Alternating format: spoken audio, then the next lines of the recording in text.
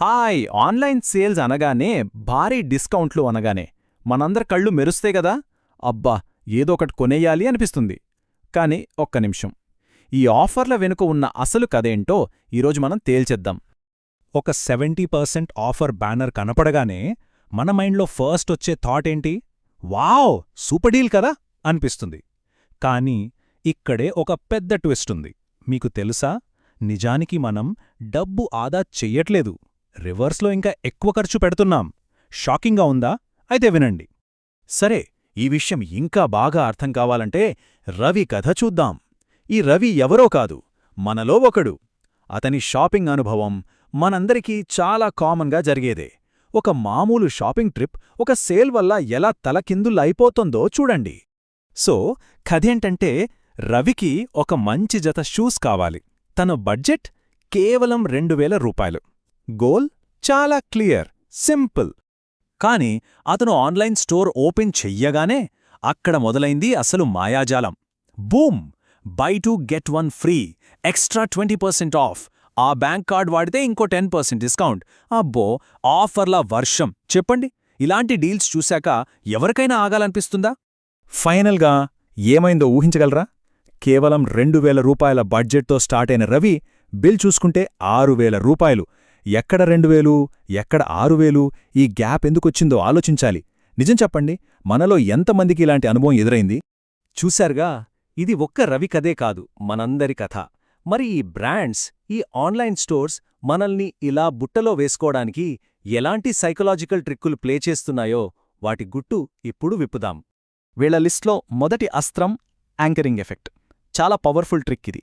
అంటే ఏంటంటే, మనం ఒక ప్రోడక్ట్కి సంబంధించి చూసే మొదటి ప్రైస్ మన బ్రెయిన్లో గట్టిగా ఫిక్స్ అయిపోతుంది.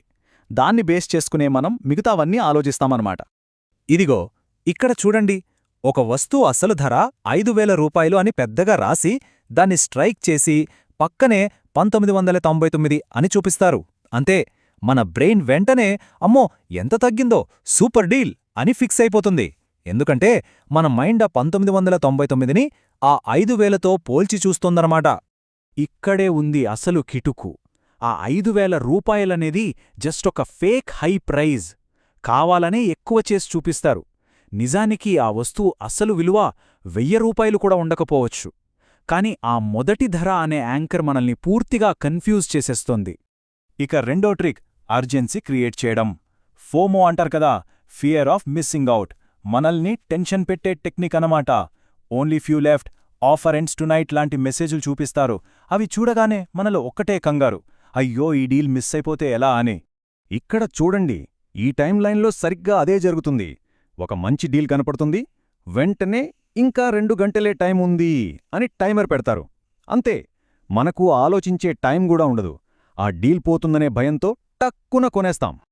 ఇక మూడోది, ఇది అన్నిటికంటే పవర్ఫుల్. అదే ఫ్రీ అనే మ్యాజిక్ వర్డ్, తెలుగులో ఉచితం.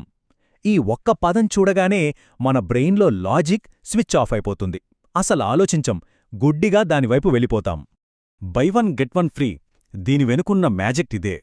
ఆ ఫ్రీగా వచ్చే వస్తువు కోసం మనకస్సలు అవసరం లేని మొదటి వస్తువును కొంటాం. ఒక్కసారి ఆలోచించండి, ఇక్కడ మనం డబ్బు సేవ్ చేశామా లేక డబుల్ ఖర్చు పెట్టామా? సో ద పాయింట్ ఈస్, చాలాసార్లు ఆ ఫ్రీ ఐటెం కోసమే మనం ఎక్కువ డబ్బు కడుతున్నాం. సరే, ఈ కంపెనీల మాయాజాలం గురించి చాలా తెలుసుకున్నాం. భయపడకండి, ఇప్పుడు కంట్రోల్ మన చేతుల్లోకి ఎలా తీసుకోవాలో చూద్దాం. ఈ సేల్స్ అనే ఉచ్చులోంచి బయటపడటానికి ఒక 4 సింపుల్ కానీ చాలా పవర్ఫుల్ రూల్సున్నాయి. ఈ 4 రూల్స్ చాలా సింపుల్.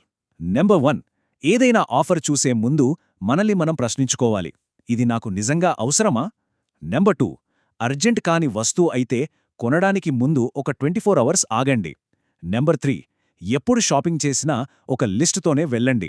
నెంబర్ 4, ఇది చాలా ఇంపార్టెంట్, డిస్కౌంట్ ఎంత ఉందని కాదు, అవసరం ఎంత ఉందని చూసి కొనండి. ఈ 4 ఫాలో అయితే చాలు, మనల్ని ఎవరూ మోసం చేయలేరు. ఇప్పుడు ఫైనల్గా అసలైన పొదుపు అంటే ఏంటో చెప్పే అల్టిమేట్ సీక్రెట్ ఒకటుంది. ఇదే 100% డిస్కౌంట్. ఈ చార్ట్ని జాగ్రత్తగా చూడండి.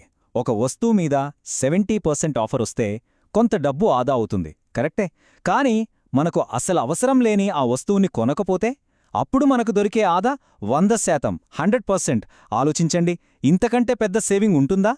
అందుకే మనం గుర్తుపెట్టుకోవాల్సిన ఒక సింపుల్ నిజం ఏంటంటే ఆఫర్లు మన డబ్బుని సేవ్ చేయడానికి కాదు, అవి మనతో డబ్బు ఖర్చు పెట్టించడానికి. అది మన సేవింగ్ కాదు, వాళ్ళ బిజినెస్ స్ట్రాటజీ అంతే.